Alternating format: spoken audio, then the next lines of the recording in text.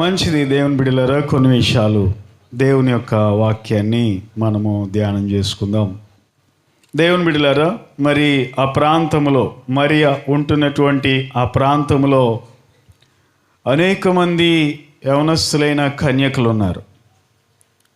యేసు ప్రభు వారు పుట్టేటటువంటి సమయంలో ఆ ప్రాంతంలో కన్యకలు చాలామంది ఉన్నారు, పెళ్లి కానిటువంటి యవనస్తులు. కానీ యేసు ప్రభు వారు ఈ లోకంలో జన్మించడానికి ఎందుకని మరియని దేవుడు ఎన్నుకున్నాడు? ఎందుకని మరియను దేవుడు అంత ప్రాముఖ్యమైన వ్యక్తిగా ప్రభు చేశాడు? ఇంకెవరు కనబడలేదా? ఆ ప్రాంతంలో ఇంకా ఎవరు దేవుని దృష్టిలో పడలేదా? ఎందుకని మరియ మాత్రమే దేవుని దృష్టిలో పడింది అని మనం చూస్తే, లోకరక్షకుడైన యేసుక్రీస్తు వారు ఆమె గర్భంలో జన్మించడానికి ఎందుకు ఇష్టపడ్డాడని మనం చూస్తే, ఆమెలో చక్కని అద్భుతమైనటువంటి గుణగణాలు ఉన్నాయి. దేవుని బిడ్డలారా, ఎందుకు ఈరోజు ఆమెను గురించి మనం నేర్చుకుంటున్నామంటే, సంఘమైన మనం అందరము కూడా ఆమె వలె మనం బ్రతకాలని గొప్ప ఉదాహరణగా ఆమె మనకి కనబడుతుంది. ఈ మరియ మనందరికీ గొప్ప ఎగ్జాంపుల్గా కనబడుతుందన్నమాట. సంఘమైన మనం అందరం కూడా ఎలా ఉండాలో ఆమెలో కొన్ని అద్భుతమైనటువంటి విషయాలు ఉన్నట్లుగా మనం చూస్తున్నాం. మొదటిది ఏంటంటే, మొదటి అధ్యాయంలో లూకా సువార్త 34వ వచనాన్ని చదువుకుందామా? లూకా సువార్త మొదటి అధ్యాయము 34వ వచనం. అందుకు మరియా, నేను పురుషుని ఎరుగని దానినే ఇదెలాగు జరుగునని దూతతో అనగా దూత పరిశుద్ధాత్మ నీ మీదికి వచ్చును, సర్వోన్నతుని శక్తి నిన్ను కమ్ముకొనును గనుక పుట్టబోవు శిశువు పరిశుద్ధుడై దేవుని కుమారుడు అనబడును. దేవుని బిడ్డలారా, ఏంటి మరియలో మనం నేర్చుకునే అమూల్యమైన విషయాలు ఏంటి అని మనం చూస్తే, ఆమె అంటుంది కదా, నేను పురుషుని ఎరుగని దానినే అంటుంది. దేవదూత వచ్చి, గాబ్రియేలు వచ్చి, నీకు కుమారుడు పుడతాడు, ఆయన ఇజ్రాయేలు రాజ్యాన్ని ఏలేవాడై ఉంటాడు అని చెప్పగానే ఈ కన్య అయినటువంటి మరియ అంటుంది కదా, ఎలా సాధ్యం? How it is possible? ఎందుకంటే నేను పురుషుని ఎరుగని దానినే. అంటే ఈమె మనకేం నేర్పిస్తుందంటే, ఈమె పరిశుద్ధమైన జీవితం కలిగి ఉంది. దేవుని బిడ్డలారా, నిన్నైనా నన్నైనా మనలో ఎవరినైనా సరే దేవుడు ఆశీర్వదించాలంటే మనలో పరిశుద్ధత అనేది చూస్తాడు. మొదటిగా పవిత్రత అనేది చూస్తాడు.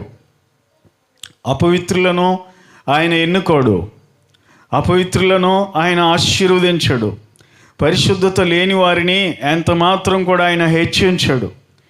ఈ మరియను మనం చూసినప్పుడు ఈమె కన్యకగా ఉండి ఏ పురుషుని ఎరుగనిదై, అనగా ఏ పాపము చెయ్యనిదిగా మనకి కనబడుతూ ఉంది. పరిశుద్ధ గ్రంథంలో ఇంకా మనం కొంతమందిని చూస్తే, ఎవరైతే పరిశుద్ధులుగా జీవించారో వారిని దేవుడు ఆశీర్వదించినట్లుగా మనము చూస్తూ ఉంటాం. ఆదికాండం 24వ అధ్యాయంలో కూడా ఒక కన్యక ఉంది. ఆమె గురించి కూడా ఎలాంటి మాట రాయబడింది చూడండి. ఆదికాండం 24వ అధ్యాయంలో రెబెకా అనేటటువంటి యవనస్తురాలు గురించి బైబిల్ ఏం చెప్తుందో చూడండి. రెబెకా గురించి ఆదికాండము 24వ అధ్యాయము 15వ వచనములు చూడండి. అతడు మాటలాడుట చాలింపక ముందే అబ్రహాము సహోదరుడైన నాహోరు భార్యయగు మిల్కా కుమారుడైన బెతూయేలుకు పుట్టిన రిబ్కా కడవ భుజం మీద పెట్టుకొని వచ్చెను. ఆ చిన్నది మిక్కిలి చక్కనిది, ఆమె కన్యక, ఏ పురుషుడును ఆమెను కూడలేదు, కలవలేదు. ఏ పురుషుడు కూడా ఆమెను కలవలేదు. అంటే తనను తాను పవిత్రంగా కాపాడుకుంది. అబ్రహాము కుమారుడైన ఇస్సాకుకి భార్య గుండె అర్హతలు ఆమెలో ఉన్నాయి. దేవుని బిడ్డలారా, తన కన్యాత్వాన్ని జాగ్రత్తగా కాపాడుకున్నట్లుగా మనం చూస్తూ ఉన్నాం. ఈ రోజుల్లో ఆడపిల్లల గురించి మనం ఏం చెప్పలేం, కానీ దేవుని బిడ్డలారా, ఆ రోజుల్లో ఉన్నటువంటి ఆడపిల్లలైతే వారి కన్యాత్వాన్ని జాగ్రత్తగా కాపాడుకొని పరిశుద్ధంగా వాళ్ళు జీవించారు. ఈ రోజున సంఘమా, దేవుడు నిన్ను నన్ను కోరుకోవాలి అంటే, ఎన్నుకోవాలి అంటే, ఆశీర్వదించాలి అంటే, ఈ రోజున కన్య మరియ వలె మనము కూడా పరిశుద్ధులమై ఉండాలని, మన పవిత్రతను మనము కాపాడుకోవాలని దేవుడు మనకి తెలియజేస్తూ ఉన్నాడు. దేవునికి స్తోత్రం కలుగును గాక. చెప్దామా హల్లెలూయా. కాబట్టి ఆ యొక్క కన్యకైనటువంటి రిబ్కా ఇస్సాకుకి భార్యగా ఉండడానికి యోగ్యురాలుగా ప్రియులారా ఎంచబడి భార్యగా తీసుకొని రాబడింది అనమాట. ఎంత చక్కని విషయం చేశారా. సో ఈ క్రిస్మస్ సందర్భంగా మరియ మనకు నేర్పిస్తున్న విషయం ఏంటంటే, మనలను మనము కాపాడుకోవాలి, మనలను మనము పవిత్రపరచుకోవాలి. దేవుని బిడ్డలారా, ఈ లోకంలో బయటికి వెళ్తున్నామంటే తల మీద దుమ్ము పడకుండా ఏదైనా పెట్టుకుంటాం, ముఖం మీద దుమ్ము పడకుండా ఏదైనా పెట్టుకుంటాం. అలాగే మన వస్తువులను కూడా మనం కాపాడుకుంటాం. అలాగే వస్తువుల కంటే, శరీరం కంటే ముఖ్యంగా మన హృదయాన్ని పవిత్రంగా కాపాడుకునేవారుగా మనం ఉండాలని దేవుడు కోరుకుంటున్నాడు. దేవునికి స్తోత్రం కలుగును గాక. చెప్దామా హల్లెలూయా. బిగ్గరగా హల్లెలూయా. ఇప్పుడు మీ అందరి చేతిలో ఏముంది చెప్పండి? సెల్ ఫోన్ ఉందా? హలో, మీ సెల్ ఫోన్కి స్క్రీన్ పైన ఏముంటుంది? Screen guard. ఎందుకు? అది లేకపోతే కనబడదా మనకి?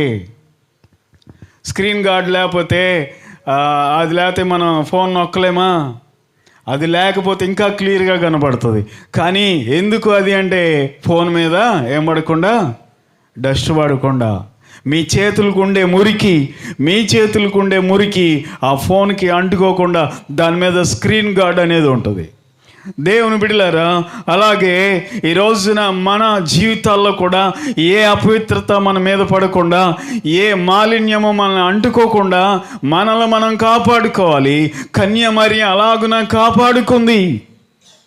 యేసయ్య పుడతాడని కాదు, యేసయ్య తన గర్భంలో జన్మిస్తాడని ఆమెకు తెలియదు. అయినా ఆమె తన కన్యత్వాన్ని కాపాడుకున్నట్లుగా మనం చూస్తున్నాం.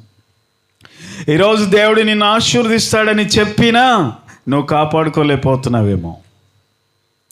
ఈరోజు దేవుడు నీకు మేలులు చేస్తాడు, పరిశుద్ధంగా ఉండు అని చెప్పినా నీ పరిశుద్ధతను నీవు కాపాడుకోలేకపోతున్నావేమో. దేవుని బిడ్డ, ఈ క్రిస్మస్ రోజున దేవుడు మనకు నేర్పించే విషయం ఏంటంటే, మరియ తన కన్యాత్వమును కాపాడుకుంది. పెద్దోళ్ళు అనుకుంటారు, ఇది పిల్లలు కదండి, పెళ్ళి కాని పిల్లలు కదండి, మరి కన్యాత్వాన్ని కాపాడుకునేది ఇది మాకు సంబంధించింది కాదు కదా అని మీరు అనుకోవచ్చు. కానీ పెళ్ళైనటువంటి ఒక యవనస్తురాలు, భర్త చనిపోయినటువంటి ఒక యవనస్తురాలు ఉంది బైబిల్లో, రూతు. ఆమె గురించి కూడా బైబిల్ అద్భుతమైన మాట చెప్తుంది. ఏంటి అంటే, రూతుని గురించి బోయజ్ అంటున్నాడు, అమ్మా నీ మునుపటి సత్ప్రవర్తన కంటే వెనుకటి సత్ప్రవర్తన మరి ఎక్కువైనది అంటున్నాడు. మరి ఎక్కువైనది అంటే ఇంకా మంచిగా ఉంది నీ ప్రవర్తన, నీ క్యారెక్టర్ చాలా బాగుంది. కొద్ది వారినే కానీ తక్కువ వారినే కానీ నువ్వు వెంబడించకుండా ఉండుట వలన, ఎవరిని వెంబడించలేదు ఆమె, ఎవరి వైపు కన్నెత్తి చూడలేదు. తాను ఎంతో పేదరికంలో ఉంది, తనెంతో భర్త చనిపోయి విధవరాలుగా యవ్వన ప్రాయంలోనే ఉండింది. దేవుని బిడ్డలారా, లోకంలో చాలా ఆశలు ఉన్నాయి. ఇంకా చెప్పాలంటే మోయాబులో అనేక ఆశలు ఉన్నాయి. మోయాబు అనేదే పాపభూయిష్టమైన దేశం. మోయాబు అనేదే పాపములతో నిండిపోయినటువంటి దేశం. అలాంటి దేశంలో కూడా ఈ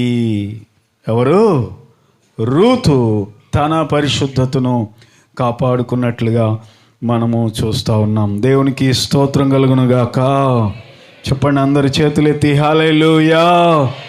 ఈ క్రిస్మస్ సందర్భంగా దేవుడు మనతో మాట్లాడేది ఏంటంటే, ఈరోజు నువ్వు పరిశుద్ధంగా ఉండగలిగితే, నీ జీవితాన్ని పవిత్రంగా కాపాడుకోగలిగితే, నీకు భర్త ఉన్నా లేకపోయినా, దేవుని బిడ్డ నీకు వివాహం అయినా అవ్వకపోయినా, ఈరోజు యవనస్తుడా, నీకు వివాహమైన అవ్వకపోయినా నువ్వెక్కడుంటే అక్కడ నలుగురి మధ్యలో ఉన్నా సరే నిన్ను నువ్వు పరిశుద్ధంగా కాపాడుకోగలిగితే మరియను ఆశీర్వదించిన దేవుడు నిన్ను కూడా ఆశీర్వదించునుగాక.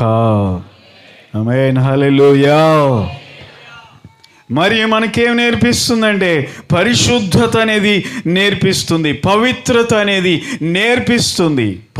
అనేది నేర్పిస్తుంది. యవనస్తులారా, ఆడపిల్లలారా, మగపిల్లలారా, పరిశుద్ధంగా ఉండడం నేర్చుకోండి, ప్రయత్నం చేయండి. మిమ్మల్ని మీరు కాపాడుకోండి. అర్థమవుతుందా? కనుక పరిశుద్ధులను దేవుడు ఆశీర్వదించేటటువంటి దేవుడై ఉన్నాడు. దేవునికి స్తోత్రం కలుగునుగాక. రెండవదిగా మనం చూసినప్పుడు ఈ మరియలో మనకేం కనబడుతుందంటే లూకాసు సువార్త 1వ అధ్యాయము 46వ వచనం చూడండి. 46వ వచనం చూడండి. అప్పుడు మరియ ఇట్లనెను, నా ప్రాణము ప్రభువును గణపరచుచున్నది. ఆయన తన దాసురాలి దీనస్థితిని కటాక్షించెను. నా ఆత్మ మరియలో రెండవదిగా మనకేం కనబడుతుందంటే దీనత్వము. ఆమె అంటుంది తన దాసురాలి దీనస్థితిని దేవుడు ఏం చేశాడంట? కటాక్షించెను. ఆమె గర్భవతి అయింది. ఎలిజబెత్ ఎన్నో నెల అప్పటికి? 36వ వచనం చదవండి. 1వ అధ్యాయం 36వ వచనం చదవండి. మరియు నీ బంధువురాలు ఎలిజబెత్ కూడా తన వృద్ధాప్యమందు ఒక కుమారుని గర్భము ధరించి ఉన్నది. గొడ్రాలనబడిన ఆమెకు ఇది 6వ మాసము. ఎన్నో నెలంట? అందరికి చూడాలి. ఎన్నో నెలంట? ఎవరు చెప్తున్నారు ఈ మాట చెప్పేది ఎవరు? అంటే గాబ్రియేల్కి ఎలిజబెత్ ఎన్నో నెలని కూడా తెలుసు. అంటే ఎలిజబెత్ గురించి గాబ్రియేల్కి తెలుసు. ఎలిజబెత్ భర్త అయిన జకరియా గురించి గాబ్రియేల్కి తెలుసు. గాబ్రియేల్ ఉండేది ఎక్కడ? ఈ భూమి మీద, పరలోకంలోనా?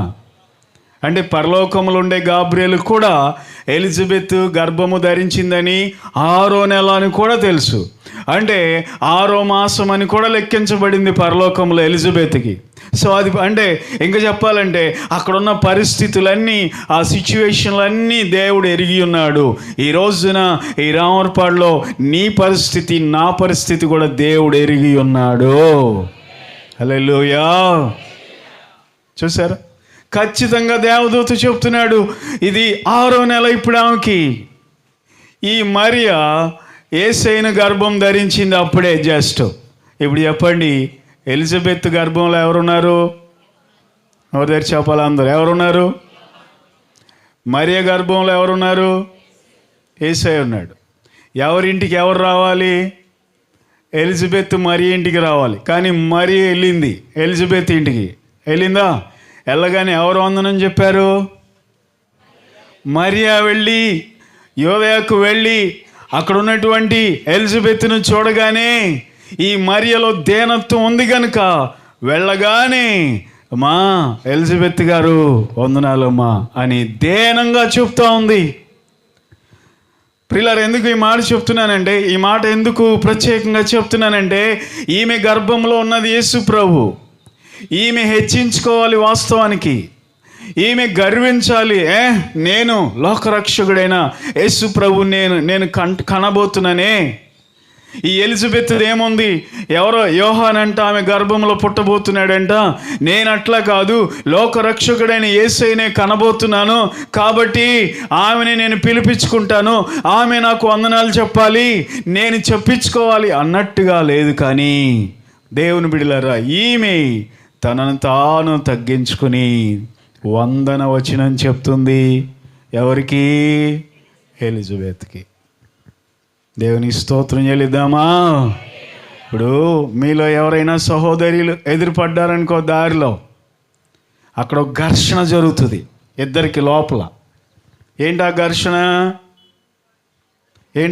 అని చెప్పండి. ఆమె పలకరించాలని ఈమె పలకరించాలి, నాకేం తక్కువ అని ఆమె. ఇద్దరి మధ్యలో సంఘర్షణ అనేది మొదలవుతుంది. కారణం ఏంటంటే నేనేం తక్కువ అని ఇద్దరు అనుకుంటారు. కానీ ఎవరిలో దీనత్వం ఉందో వాళ్ళు ముందుగా పలకరిస్తారు. దేవునికి స్తోత్రం కలుగునుగాక. చెప్దామా హల్లెలూయా. దేవుని బిడ్డలారా, ఉదాహరణకి ఇద్దరు సహోదరులు ఎదురుపడినప్పుడు గర్వం ఉన్నవాళ్ళేమో నన్ను పలకరిస్తుందిలే, ఆమె పలకరిస్తుందిలే అన్నట్టు చూస్తారు. కానీ దీనత్వం ఉన్నవాళ్ళేమో వాళ్ళే నేను తగ్గించుకుంటే ఏమైందిలే అని చెప్పి ప్రియులారా ఆమె ముందొచ్చి పలకరిస్తూ ఉంటుంది. దీనత్వం అనేది అక్కడే కనబడుతుంది, ఎక్కడో కాదు. తగ్గించుకునేది అక్కడే కనబడుతుంది. కనుక మరియా లోకరక్షకుని గర్భాన్ని ధరించుకున్నప్పటికీ దేవుని బిడ్డలారా ఆమెలో దీనత్వం కనబడుతుంది.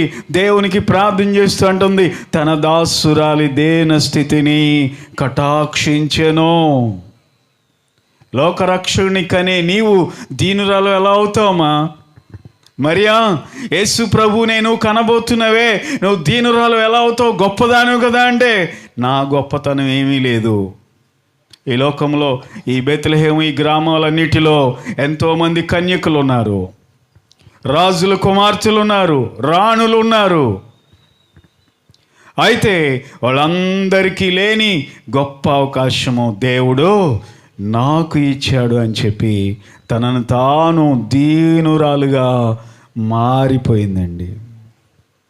స్తోత్రం చెల్లిస్తారా? హల్లెలూయా, హల్లెలూయా. ఈరోజు మనుషులమైన మనము కొంచెం ఏదైనా ఆధిక్యత ఉంటే హెచ్చించుకుంటామే, ఏదైనా ఇతరులకు లేనిది మనకుంటే బాగా ఎగిరిగిరి పడతామే. కానీ మరి అట్లా కాదు. నేను లోక రక్షకుడి తల్లినైతే అవ్వవచ్చు, కానీ ఈ దీనురాలని దేవుడు ఎన్నుకున్నాడు కదా అని చెప్పి తనను తాను రిక్తురాలైపోయింది, దీనురాలైపోయింది. దేవుని బిడ్డలారా, దీనులకి ఎన్నో ఆశీర్వాదాలు కలుగుతాయని బైబిల్ తెలియజేస్తూ ఉంది. ఏబు గ్రంథం 5వ అధ్యాయము 11వ వచనం చూస్తారా? ఏబు గ్రంథము 5వ అధ్యాయము 11వ వచనం చూడండి. అట్లు ఆయన దీనులను ఉన్నత స్థలములో ఉంచును, దుఃఖపడు వారిని క్షేమమునకు లేవనెత్తును. ఎక్కడికి లేవనెత్తుతాడంట? క్షేమములకు లేవనెత్తుతాడు. దీనులను ఉన్నతమైన స్థలములో ఉంచుతాడు దేవుడు. ఈ రోజున మరియమ్మ బొమ్మ చూడండి, అనే కొండల మీద కనబడుతూ ఉంటుంది మరియమ్మ బొమ్మ, కన్య మరియ బొమ్మ. యేసు ప్రభు వారి తల్లి అయిన మరి యొక్క బొమ్మ కొండల మీద ఆరాధిస్తూ ఉంటారు. ఆంధ్ర రాష్ట్రంలో, తెలంగాణలో ఎంతోమంది క్రైస్తవులకి ఈ గుణదల కొండ అంటే చాలా ప్రశస్తమైంది, చాలా విలువైంది అన్నమాట. ఎక్కడెక్కడి నుండో వస్తూ ఉంటారు ప్రజలు, ఎక్కడెక్కడి నుండో వస్తూ ఉంటారు. దేవుని బిడ్డలారా, ఎందుకు చెప్తున్నానంటే మరియా ఈ భూమి మీద అనేక మంది స్త్రీలందరికంటే కూడా అంతగా హెచ్చించబడింది. కారణం ఏంటి? ఆమె నేచర్ ఏంటి అంటే, ఆమె స్వభావం ఏంటి అంటే స్వతహాగా తనను తాను తగ్గించుకునేది. ఎన్నోసార్లు దేవుడు మనతో మాట్లాడుతున్నాడు, మనలో దీనత్వం ఉండాలని. దేవుని బిడ్డలారా, దీనుల్ని ఆయన హెచ్చిస్తాడని మనం కూడా మనల్ని మనము తగ్గించుకోవాలని యాకోబు రాసిన పత్రికలో ఉంది కదా. ఆయన ఏం చేస్తాడంట? దీనులకు కృప అనుగ్రహిస్తాడు. 4వ అధ్యాయము 6వ వచనం చూడండి. యాకోబు రాసిన పత్రిక 4వ అధ్యాయము 6వ వచనం చూద్దాం. కాదు గాని ఆయన ఎక్కువ కృప ఇచ్చును, అందుచేత దేవుడు అహంకారులను ఎదిరించి దీనులకు కృప అనుగ్రహించునని లేఖనము చెప్పుచున్నది. చెప్పండి అందరూ, దేవుడు అహంకారులను ఎదిరించి దీనులకు, ఈ మాట చెప్పండి, అహంకారులను, దాని తర్వాత చెప్పండి, అహంకారులను ఎదిరించి అనండి. దీనులకు కృప చూపిస్తాడు. అహంకారులను, దీనులకు, మళ్ళీ ఒకసారి, అహంకారులను దీనులకు కృప చూపే దేవుడు మా దేవుడు. దేవునికి స్తోత్రం కలుగును గాక. చెప్దామా హల్లెలూయా. మనస్సులో ఎవరైతే దీనత్వం కలిగి ఉంటారో, మాటలలో కాదు దేవుని బిడ్డలారా, మనస్సులో దీనత్వం ఎవరైతే కలిగి ఉంటారో దేవుడు వారిని ఖచ్చితంగా హెచ్చించేటటువంటి దేవుడై ఉన్నాడు. కనుక ప్రియులారా, అంతమంది కన్యకులు ఆ రోజుల్లో ఉండగా దేవుడు ఎందుకు ఈ మరియను ఏర్పాటు చేసుకున్నాడు అని అంటే, ఆమెలో ఉన్నటువంటి దీన స్వభావం, హంబుల్నెస్, తను తాను తగ్గించుకునేటటువంటి స్వభావం, దీనత్వం మనలో ఉండాలి. కానీ ధీమ అనేది పనికిరాదు దేవుడికి. కొంతమంది ధీమాగా ఉంటారు. నాకేంటి నేనంటే ఏంటి అనుకుంటున్నావు. అందుకే సామెత చెప్తారు కదా లోకంలో, ఏమని, ఏమీ లేని ఇస్తరాగా ఏం చేస్తుందంట. ఇలాంటి సామెతలు మీకు బాగా అలవాటు కదా. అన్నీ ఉన్నాయేమో అణిగి మణిగి ఉంటాయి అంట. చాలామంది ఏమి లేని వాళ్ళు ఎగిరెగిరి పడుతూ ఉంటారు. ఢామ్ ఢూమ్ అని బాగా డాబుగా కనబడటానికి చూస్తారు. దేవుని బిడ్డలారా, దేవునికి కావాల్సింది ఈ లోకానికి ఏమో గొప్పగా ఉండడం కావాలి. ఈ లోకానికి ఎలా కావాలి? లోకానికి ఎలా ఉంటే బాగుంటుంది? మంచి ఖరీదైన బట్టలు వేసుకుని, ఒక 10,000-15,000 రూపాయల బట్టలు వేసుకుని, టిప్ టాప్ మంట ఉండి మంచి షూ వేసుకొని, మంచి ఖరీదైన బూట్లు వేసుకుని ఉంటే లోకానికి బాగుంటుంది. వీళ్ళు గొప్పవాళ్ళురా, గనులరా అంటూ ఉంటారు. కానీ దేవునికి అట్లా కాదు. దేవుని బిడ్డలారు ఎవరైతే తమను తాము తగ్గించుకుంటారు, అంటే బట్టలని నేను చెప్పట్లేదు, కానీ బట్టల విషయం పెద్ద విషయం ఏం కాదు. కానీ దేవుని బిడ్డలారా, మనల్ని మనం మనసులో దీనత్వము కలిగి దేవుని ఆరాధించేవారుగా మనం ఉంటే నిశ్చయంగా దేవుడు మనలను హెచ్చించేటటువంటి దేవుడై ఉన్నాడు. అందరూ స్తోత్రం చెల్లిద్దామా? హల్లెలూయా. కనుక ఈ మరియ మనకు నేర్పిస్తున్న విషయాలు ఏంటి అంటే, ఒకటి, ఈమె పరిశుద్ధురాలుగా ఉంది. రెండవది, ఈమె దీనురాలుగా ఉంది. దేవుని బిడ్డలారా, అంతేకాదు, నేను అనుకుంటాను ఇంక మంచి ప్రార్థనా జీవితం కూడా ఉందని నేను నమ్ముతాను. ప్రార్థనా జీవితం ఉందని మనం ఎలా చెప్పగలమయ్యా అంటే, అపొస్తలుల కార్యాలు 1వ అధ్యాయము 14వ వచనములో 120 మంది కలిపి మేడగదిలో ప్రార్థన చేస్తూ ఉన్నారు. వాళ్ళలో ఈమె కూడా ఉంది. చూడండి, పరిశుద్ధాత్మ కొరకు కనిపెట్టుకుని ప్రార్థన చేసే వారిలో చదువమా 1వ అధ్యాయము 14వ వచనం. వీరందరూ వీరితో కూడా కొందరు స్త్రీలును యేసు తల్లి అయిన మరియయు ఆయన సహోదరులను ఏక మనస్సుతో ఎడతెగక ప్రార్థన చేయుచుండిరి. ఎవరో? యేసు తల్లి అయిన మరియ కూడా వారిలో ఉండి ప్రార్థన చేస్తుంది. ఎందుకు? ఆమెకు అవసరం ఏంటి ప్రార్థన చేయాల్సిన అవసరం? ఆమె కన్యగా ఉన్నప్పుడు యేసు ప్రభు వారిని గర్భం ధరించింది. ఆమె యేసు ప్రభు వారిని కన్నది. పిల్లరా, 33.5 సంవత్సరాలు ఆయనను చూసింది కళ్ళ ఎదుట. యేసు ప్రభు వారు పరలోకానికి తిరిగి వెళ్ళిపోయాడు. ఆయన వెళ్ళిపోయే ముందు, ఇదిగో ఆదరణ కొరకు, కర్త కొరకు కనిపెట్టండి అని యేసు ప్రభు వారు చెప్పి వెళ్ళాడు. వెళ్ళిపోయిన సమయంలో అందరూ కూడా పరిశుద్ధాత్మ కొరకు ప్రార్థన చేస్తుంటే మరియ కూడా ప్రార్థన చేస్తుంది. మిమ్మల్ని ఒకటి అడగనా? పెంతెకొస్తు దినానే మరియ పరిశుద్ధాత్మ పొందిందా, లేదా అంతకుముందే పొందిందా? ఆలోచించి చెప్పండి. ఎప్పుడు? యేసు ప్రభువుని గర్భము ధరించినప్పుడే ఆమె పరిశుద్ధాత్మ పొందుకుంది. పరిశుద్ధాత్మ ద్వారా ఆమె గర్భాన్ని ధరించింది. అయితే ఇప్పుడు దేవుని బిడ్డలారా, నేను ఆల్రెడీ పరిశుద్ధాత్మ పొందేశాను. పరిశుద్ధాత్మ ద్వారానే యేసయ్య నేను కన్నాను. మీకంటే ఎప్పుడో ముందే నేను అనుభవాన్ని పొందేశాను. నేను ఇప్పుడు ప్రార్థన చేయక్కర్లేదు అని ఆమె అనుకోలేదు. కానీ ప్రియులారా, వాళ్ళందరితో పాటు ఆమె కూడా వెళ్ళి నేను కూడా ప్రార్థించే వ్యక్తినే అని రుజువు చేసింది అక్కడికి వెళ్ళి. అంటే అప్పటికప్పుడు వచ్చింది కాదు ఆ ప్రార్థన అనుభవం. ఆమెకు దేవుని బిడ్డలారా పెళ్లి కాక ముందు నుండే ప్రార్థన చేసుకుంటా ఉండింది. ఇంకా చెప్పాలంటే బైబిల్ పండితుడు ఒక ఆయన అంటాడు, ఆ రోజుల్లో కన్యకలు చాలామంది అంట సమయం దగ్గర పడిందని, యేసయ్య పుట్టే సమయం దగ్గర పడిందని ఆ రోజుల్లో కన్యకలు చాలామంది ప్రార్థన చేసుకునేవాళ్ళంట. దేవా, యేసు ప్రభు నా గర్భంలో పుడితే బాగుండు, మెస్సియాని నేను కంటే బాగుండు అని కన్యకలందరూ కూడా ప్రార్థన చేసుకునేవాళ్ళంట ఆ రోజుల్లో. యేసయ్య పుడతాడు అనగా ఆ టైం దగ్గర పడినప్పుడు.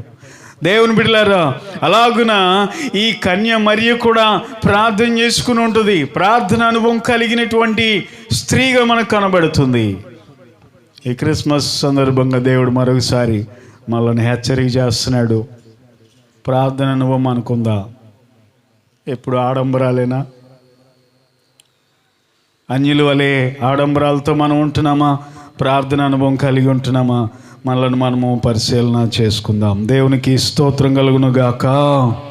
చెప్దామా? అందరు స్తోత్రం చెల్లిద్దామా? కనుక దేవుని బిడ్డలారా, ఈమె కన్యకగా ఉంది, పరిశుద్ధురాలుగా ఉంది. రెండవదిగా ఈమె దీనురాలుగా ఉంది. మూడవదిగా ఈమె మంచి ప్రార్థనా పరురాలుగా ఉంది. ప్రార్థనే మీ కుటుంబాలకు ఆశీర్వాదం కలిగించేది. ప్రార్థనే మన జీవితాలకు ఆశీర్వాదాన్ని కలుగజేసేది. దేవుని బిడ్డలారా, కనుక ఈ రోజుల్లో అలాంటి ప్రార్థన ఆశీర్వాదం ప్రార్థన అనుభవాన్ని మనం కలిగి జీవించుదాం. ఏ తల్లిదండ్రులు అయితే ప్రార్థన చేస్తారో వారి పిల్లలను దేవుడు గొప్ప స్థాయిలోకి తీసుకొని వచ్చునుగాక. హల్లెలూయా. చెప్పండి, నేను అన్నమాట చెప్పండి. ఏ తల్లిదండ్రులు అయితే ప్రార్థన చేస్తారో వారి పిల్లలను దేవుడు గొప్ప స్థాయిలోకి ఖచ్చితంగా దేవుడు తీసుకొస్తాడు. ఈ ప్రార్థన ఎన్నడూ కూడా వ్యర్థంగా పోయేది కానే కాదు. కనుక ప్రియులారా, అలాంటి అనుభవం మనము కలిగి జీవించుదాము. మరొక విషయాన్ని చూద్దాం. లూకాసు వార్త 1వ అధ్యాయం 48వ వచనం కూడా చూడండి. 48వ వచనం చూడండి. నా ఆత్మ నా రక్షకుడైన దేవుని యందు ఆనందించెను. సర్వశక్తిమంతుడు నాకు గొప్ప కార్యములు చేసెను. నా ఆత్మ నా రక్షకుడైన దేవుని యందు ఆనందించెను.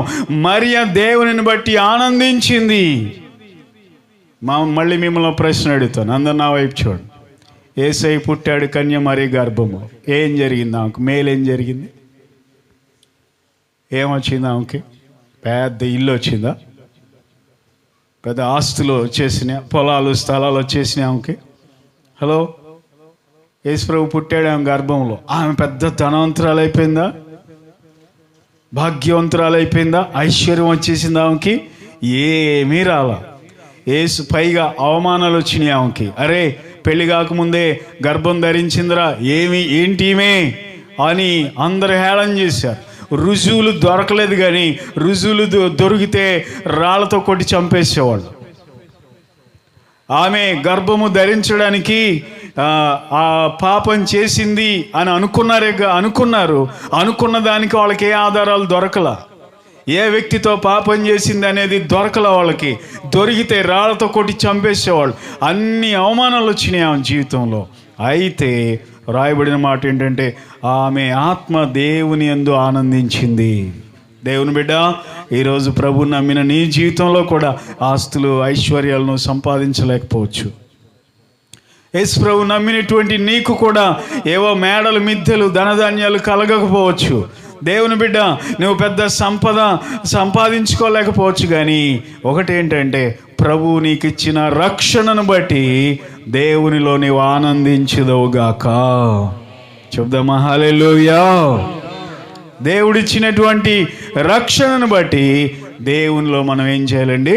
ఆనందించేవారుగా ఉండాలని దేవుడు కోరుకుంటున్నాడు. ఏమున్నా లేకపోయినా పర్వాలేదు. హబక్కూకు భక్తుడు అంటాడు చక్కని మాటలు, అవి కూడా చదువుతారా? హబక్కూకు గ్రంథంలో భక్తుడు ఏమంటున్నాడో చూడండి. 3వ అధ్యాయము మనందరికి తెలిసిందే కదా. 17వ వచనం చూడండి.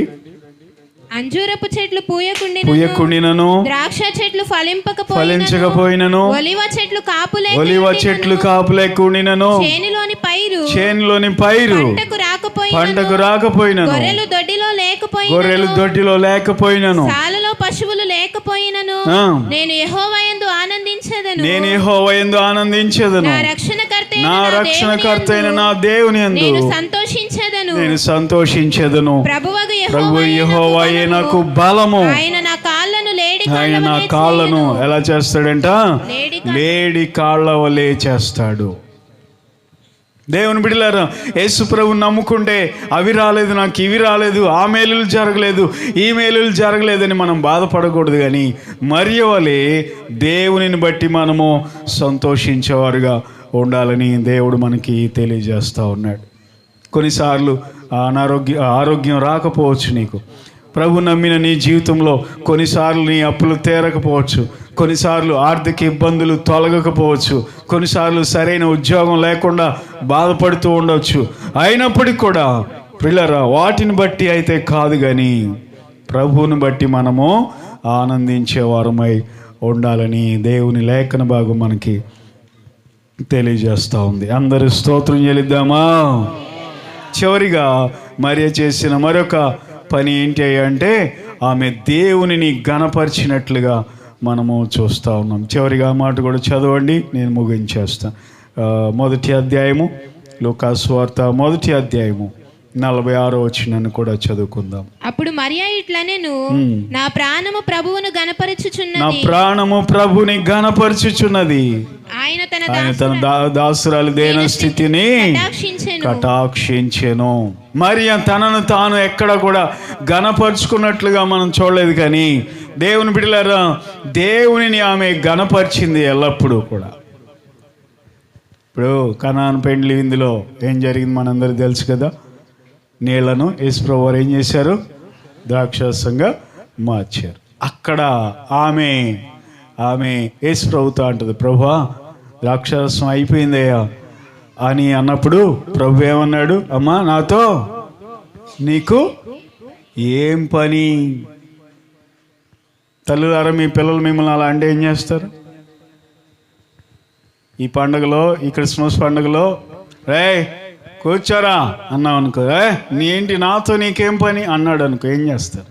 లాగి ఒక్కటి ఇచ్చి కూర్చోబడతారు. కానీ యేసుప్రభు పెద్దోడు అయ్యాడు. కానీ ఆమె ఏమనొచ్చు? ఏంటంటావేంటయ్యా, నీతో పని ఏంటంటావేంటయ్యా, నీ తల్లినయ్యా నేను, నా మాట వినవా నువ్వు అని అనొచ్చు. కానీ ఆమె పక్కకి వెళ్ళిపోయింది. పైగా శిష్యులతో అంటుంది, నేను చెప్పేది చేయండి అందా? అనలేదు. ఆయన మీతో చెప్పునది చెయ్యండి అంది. దేవుని బిడ్డలారు, అక్కడ ప్రతి చోట ప్రభుని ఆమె గణపరిచింది. ఆమె పక్కకు తప్పుకుంది. ఈరోజు దేవుని బిడ్డ, మనము కూడా ప్రతి విషయంలో కూడా దేవునిని గణపరిచేవారుగా ఉండాలని దేవుడు కోరుకుంటా ఉన్నాడు. దేవునికి స్తోత్రం కలుగునుగాక. సకల మహిమ ఘనత ప్రభావములు ఎవరికి చెందాలండి? దేవునికి మాత్రమే చెందాలని ఆయన కోరుకుంటున్నాడు.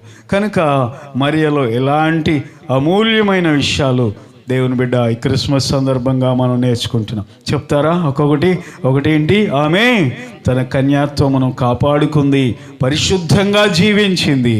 పరిశుద్ధులను దేవుడు ఎప్పటికైనా ఆశీర్వదిస్తాడు. రెండవదిగా ఆమె దీనురాలుగా ఉంది.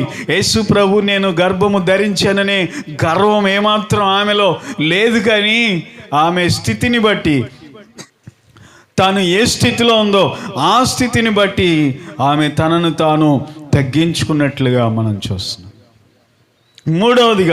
మూడవదిగా ఆమె ఎడతెగని ప్రార్థన అనుభవం కలిగి ఉంది.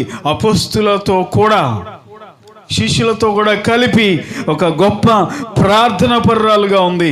దేవుని బిడ్డలారా, ప్రార్థన గుంపులో ఉంది. ఈరోజు నువ్వు ఏ గుంపులో ఉన్నావు? ఎలాంటి వారితో ఉన్నావు? ఒకసారి ఆలోచించు.